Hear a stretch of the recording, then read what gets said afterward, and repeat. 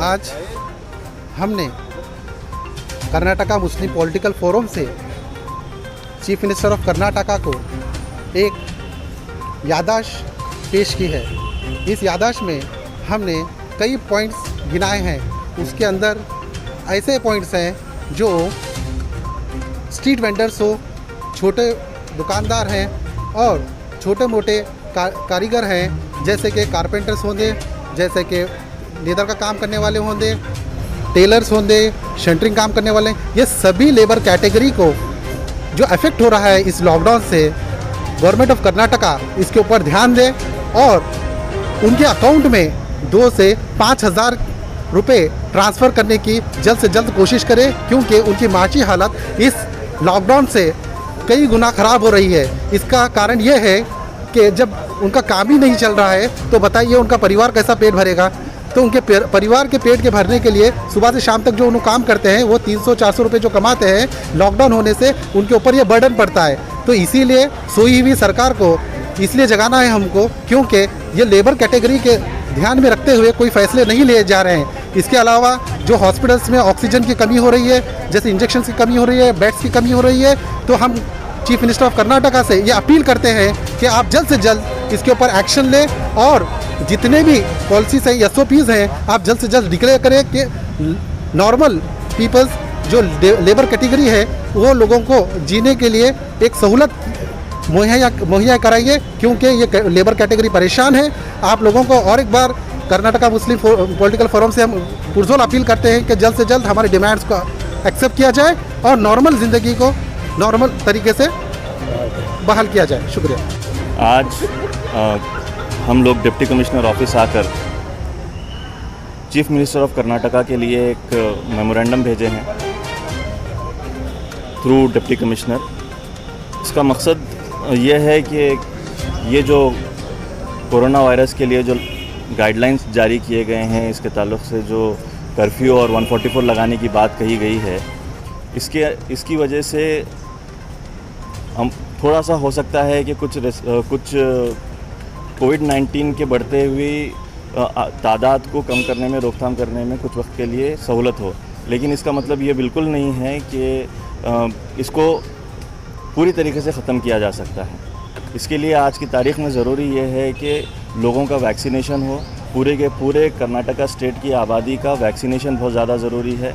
अब ये कहा गया है कि 18 से लेकर तमाम उम्र के लोगों के लिए वैक्सीनेशन हम लोग करेंगे, लेकिन किस अंदाज से किया जाएगा ये बहुत ज़्यादा ज़रूरी है। सिर्फ हेल्थ सेंटर्स में आज वैक्सीनेशन हो रहा है, उसके बरक्स पूरे इलाकों में जहाँ पर भी 5,000 से ज़्यादा की आबादी है, उन इलाकों में एक कैंप डालना चाहिए, वैक्सीनेशन करवाना चाहिए।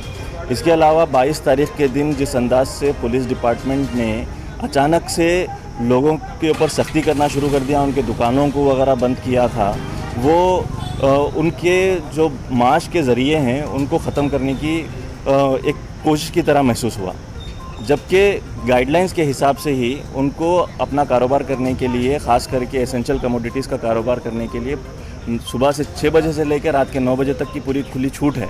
लेकिन उसके बावजूद पुलिस जब बाहर निकलती है, अगर वो खुले तौर पर नहीं बताएगी, एक गाइडलाइंस के पर इम्प्लीमेंट नहीं करेगी, तो नतीजा ये होगा कि लोग डर के मारे अपना कारोबार भी नहीं कर पाएंगे। वही हुआ 22 तारीख के दिन, लोगों का कारोबार अचानक से बंद कर दिया गया, उनका नुकसान हो गया। और बाकी सारे जितने भी कारोबार हैं उनके लिए भी सर्टन गाइडलाइंस खुले तौर पर होने चाहिए। रमज़ान का महीना चल रहा है, रमज़ान के महीने में माशी एतबार से देखा जाए तो कई सारे कारोबार उरूज पे रहते हैं, उनके ज़रिए लोगों की आमदनी चलती है। मिसाल के तौर पे रेडीमेड गारमेंट्स है, टेक्सटाइल इंडस्ट्री का मामला है। आप एस्टैब्लिशमेंट्स को, मैन्युफैक्चरिंग इंडस्ट्रीज़ को, मैन्युफैक्चरिंग यूनिट्स को छूट देंगे उनको अपना जो भी प्रोडक्ट है वो बनाने के लिए, लेकिन वो प्रोडक्ट अगर लोगों तक, कस्टमर तक ही नहीं जाएगा तो डिमांड एंड सप्लाई का तो डिफरेंस पैदा हो जाएगा। इसकी वजह से लोग, जो गरीब तबका है ख़ास तौर पे परेशान रहेगा, और जो जिस नीयत से आप अपना मैन्युफैक्चरिंग यूनिट्स को खुला रखने के लिए बोल रहे हैं वो मकसद भी पूरा नहीं हो सकता। लिहाजा सोशल डिस्टेंसिंग के साथ ये तमाम तर जो स्टॉल्स हैं उनको खुले रखने की इजाज़त होनी चाहिए। ये हम लोगों ने इस मेमोरेंडम में रखा है, लेकिन इसके लिए ख़ास तौर पर इलाकाई एतबार से हालात कैसे हैं उसको मालूमात सिर्फ बेहतर तौर पर डीसी ही कर सकता है।